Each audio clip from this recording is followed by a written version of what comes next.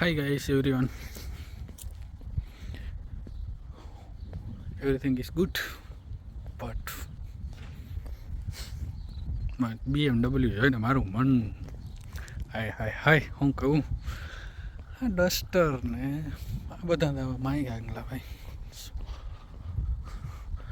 બાયસર motor and vehicles BMW ને કોઈ લાગે નહીં અને વોટ્સ ફોગસ જર્મનીનું યાર આ બે વસ્તુ તો જર્મનીની અડધી ઇકોનોમીને આમ કંટ્રોલ કરીને રાખે છે. આપણેની હાલ ઓલું ટ્રેન્ડ હાલતો હોય ને કે થાર લેવી થાર અહીંના છોકરા સમજણા થાય ને જર્મનીની અંદર જર્મનીની આખા યુરોપમાં અને એ હતા ફર્સ્ટ ડ્રીમ ખાલી છોકરા જ નહીં છોકરીઓનો પણ BMW જૂની લઈએ નવી લઈએ પણ એમ એના ભવિષ્ય એની જિંદગીની અંદર એકવાર એને એમ ઈચ્છા તો રહી જ કે હું BMW ને બાય કરું યાર. હું ગાડીનો અવાજ આવે છે યાર. તો હવે જેમ આગલા વિડીયોમાં કીધું કે આપણે ડુંગર ઉપર ચડવાનું પ્લાનિંગ છે તો આપણે ડુંગરા ઉપર ચડીએ અને જઈએ. વરસાદ ના આવે ને તો સારું. 10 કિલો બટેકા લીધેલા વૈડા છે યાર. કાચરી કરવાની છે વેફર પણ કંઈક તડકો નીકળીને તો વેફર કરું કાચરી. આમાં કેમ કરું આમાં તો લુકડાય નથી ફૂંકાતા. જો તને ભાઈબંધનો લેંગો ટી-શર્ટ અને બૂટ એક મારા છે બાકી બધું બીજાનું. આગળ ફોટો શૂટ કરી લઈશું આરામથી ડુંગરા માથે ચડી અને તમારા માટે ભેગી બનાવી દઉં. જો પડીને હોલ્સવોગન જૂનામાં જૂનું મોડલ અને સામે હમણાં જેમ કીધું એમ BMW. દરેક કિલોમીટરે તમને 2 BMW દેખાય જ જાય. બીજી ગાડી દેખાય ન દેખાય BMW તો દેખાય જ જાય. તો એક બીજી વાત કહેવાથી તમારા બધાની કૃપાથી આપણે હવે ચેનલ મોનિટાઈઝ થવાની છે. 4000 કલાક પૂરી થવા આવી છે. થોડોક વિડીયો અને થોડોક આગળ મોકલી દો એટલે 1-2 દિવસમાં દેખાઈ જાય પછી આપણે ધમાકેદાર એન્ટ્રી કરીએ. અને હવે હું અહીંથી બંધ કરી દઉં કેમ કે લાંબુ રૂટિંગ છે. આગળ જતાં થોડુંક બતાવીશ. અને બીજું મોટરસાઇકલ આવે છે મસ્ત મજાની. જો ભાઈ ઊંચો હાથ કરતા ગયા હતા. આ છે ને એક ટ્રિપલ બોર્ડરનો એરિયો છે એટલે હું ઘણા લોકો મને પૂછતા હોય કે ભાઈ તમે ક્યાં રહ્યો છો. હું છે ને યુરોપના 3 બોર્ડર લાગુ પડે છે. હવે તમે તમારી રીતે જોઈ લેજો. કઈ એવું છે કે જ્યાં નાનું એવું ગામડું છે અને 3 બોર્ડર થાય. આ બાજુ પણ એક અલગ દેશ થઈ જાય અને આ બાજુ જતા અલગ દેશ થઈ જાય અને આ બાજુનો હું અલગ દેશમાં રહું છું. અહીંથી થોડોક જ દૂર જતા બોર્ડર લાગુ થઈ જાય છે. આ રસ્તો લગભગ 3 થી 4 કિલોમીટર આગળ જાય એટલે બીજી બોર્ડર આવી જાય. અને ઓલી બાજુ જે હું પેની તમને બતાવતો પેની તરફ પણ જાઉં એટલે બોર્ડર આવી જાય. કેટલા બધા મસ્ત ફૂલ આવી જાય. સો આવું જ છે વાતાવરણ. જો તમે ખાલી આમ સાયલન્ટલી સાંભળજો. ગામ છે કેટલા ચકલા અને પક્ષીનો અવાજ આવે છે. જો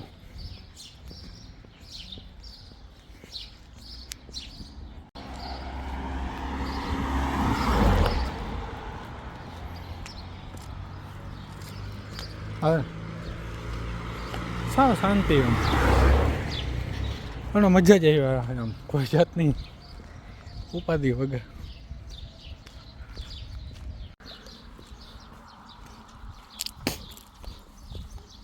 બીજી આપણે કોમેન્ટ આવેલી હતી નેધરલેન્ડ વિશેની. ભાઈ નેધરલેન્ડમાં અત્યારે વિઝા આપતા જ નથી. વર્ક બંધ જ છે. હા અહીંથી મારે ખુદ મૂવ થવું છે. તમે સાચું માનશો ને મારે ખુદને નેધરલેન્ડમાં જોઈએ છે પણ ઓફ લેટર નથી આવતો. અને જે કહે છે એમાં પૈસા વધારે છે અને એટલો બધો પાછો પગાર નથી એટલે પૈસા રોકવા ખોટા અને પછી પાછા 2 વર્ષ સુધી કૂટાવું એવું થાય છે. એટલે હું ભેગા નથી કરતો. બાકી ગુજરાતના એજન્ટ પાસે કાયમી માટે દરેક દેશમાં જોબતા હોય ને હોય. આપણે જોવાનું હોય આપણે શું કરવું.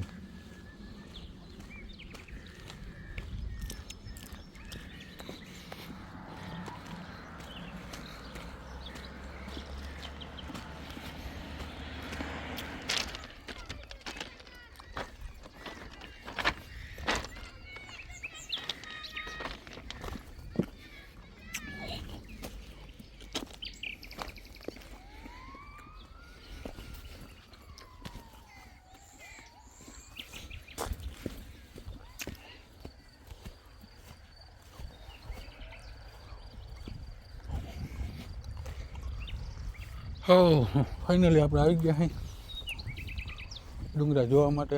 હવે આપણે ચડશું ડુંગરની ઉપર.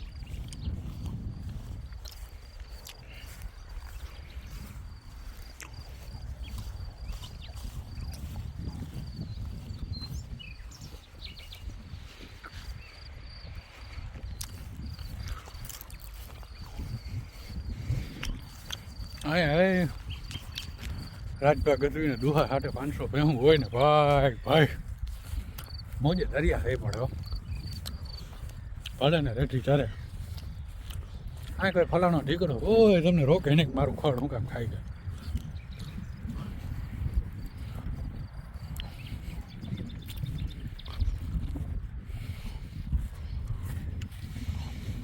પછી હું જે ગામડામાં રહું છું ને એનો વ્યૂ છો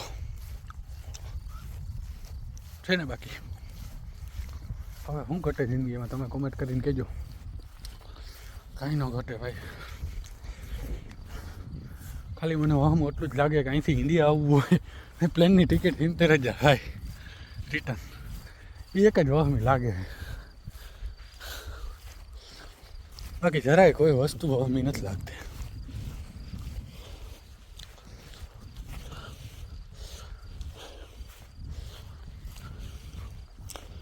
જો નકરું મેદાન જ છે.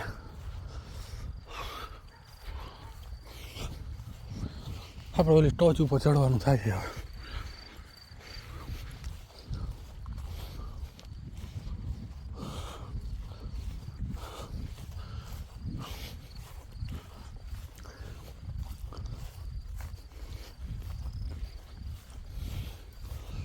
અહીંયા પાછું ધ્યાને રાખવું પડે. મારા દીકરા લૂંટીએ તરત લઈએ. એ કંઈક વીણે છે. શું વીણતા હા ભાઈ.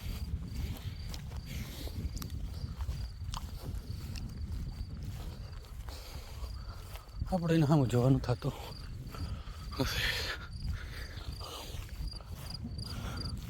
આ લોકો હોય ને જીપ્સી હોય. અમુક જીપ્સી હોય ને નીચેના પેટના હોય.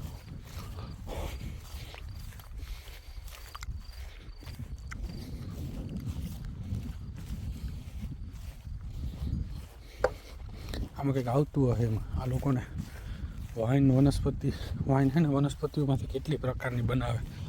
તો મને લાગે આ ઘાસમાંથી ગમે તે એક પ્રકારના એ લોકો ફૂલ તોડે છે. ઓલી બાજુ જો કપોલે વીણે એટલે પાકું જ છે વાઇન જ હોય.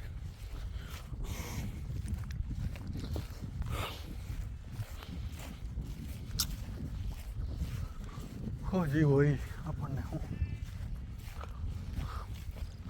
આપણે તો રખડે હકીએ. ડુંગર મારો બહુ દૂર છે ભાઈ. કેમ ચડી જાઉં. મારે વાં જવું. જો ઓલું દેખાય ને ત્યાં મને લાગે કોઈકનું પર્સનલ ખેતર છે એટલે ત્યાં ન જવાય.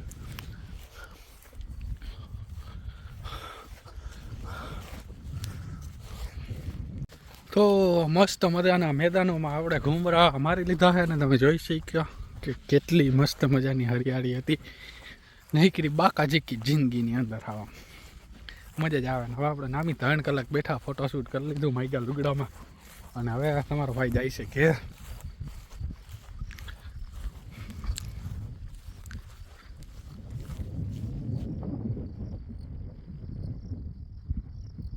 કેટલો બધો અવાજ આવે છે ને જીવજંતુઓનો સાયલન્ટલી.